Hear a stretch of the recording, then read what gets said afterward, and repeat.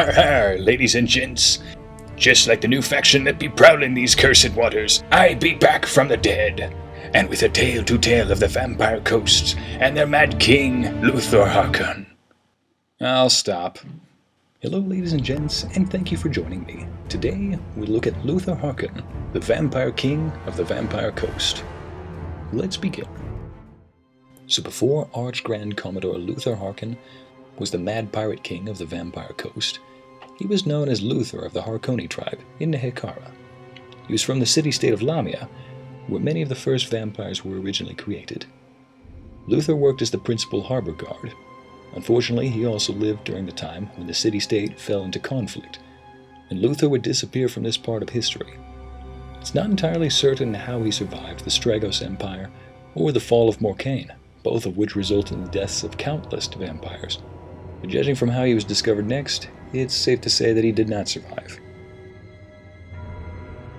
In 876 of the Imperial calendar, an Imperial merchant ship was attacked by Norscan raiders, and as was common with Norskins, the vessel was sunk and all its riches taken, including the coffin of Luthor Harkon.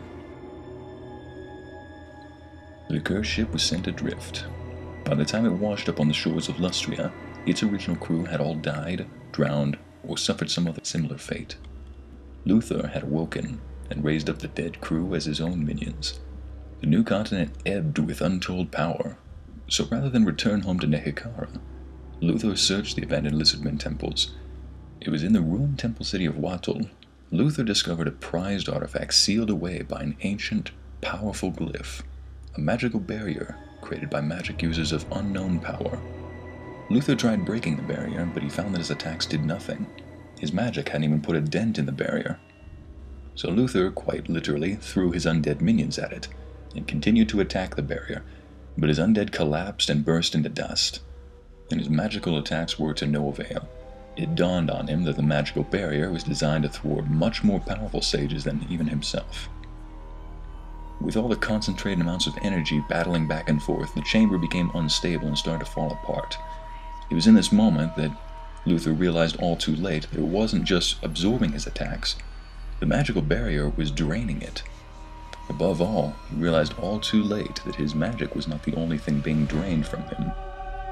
As the chamber began to collapse around him, Luthor managed to summon up the last bit of strength he had to pry himself loose of the barrier's grip, and make his way out of the collapsing temple. The aftermath was not pleasant. Luthor's connection to the winds of magic was severed, and worst of all, his mind was a fractured mess. Instead of one voice, the vampire's mind now echoed a chorus of maddening clamor. He even makes reference to this in the trailer. We all agree on one thing: to sail the coast. Hunt down those lizard trinkets, and we will find them. We will put ourselves back together. Luthor was talking to himself. Each personality had varying desires, characteristics, and even likelihood to violence. But they all agreed on one thing: the Lizardmen artifacts had to be found. The blood runs cold. We take our loot but don't get old. They had the power he desired, one that could potentially repair his broken mind and restore his connection to the winds of magic. So the Mad Pirate King of the Vampire Coast began his conquest, starting with the destruction of the temple city of Azoto. This city, located in the southern part of Lustria, had been destroyed twice before, once by Daemons of Chaos thousands of years ago, and again by Skaven in more recent years. But this time it would remain in ruin. A few artifacts were saved by the Lizardmen, but most of these trinkets were hauled off by Luthor's undead legions, along with the city's wealth. His campaign of destruction was finally halted by an enormous Kroxagor named Nakai, which forced him temporarily back to the Vampire Coast to replenish his armies with fresh corpses. Now Luthor plots and prepares for his next attack. He's allied himself with the enchanting sirens on the coast, who lure unfortunate sailors to their deaths and allow Luthor to press gang their lifeless bodies into his armies. In the Eye of the Vortex campaign, Luthor's eye is on a most valuable treasure, something to aid him in his fight against the Lizardmen, the Start-Metal Harpoon, a weapon powerful enough to best a natural hunter of the Lizardmen, a Merwyrm. And not just any Merwyrm either, but the greatest Merwyrm in the Warhammer world. Oh, hail the mighty!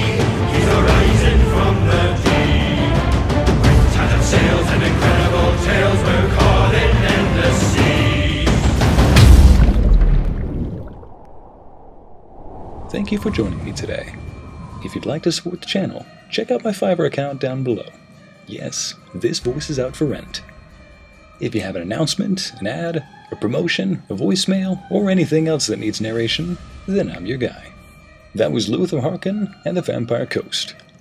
And this is the Icy Breeze, and I bid you adieu.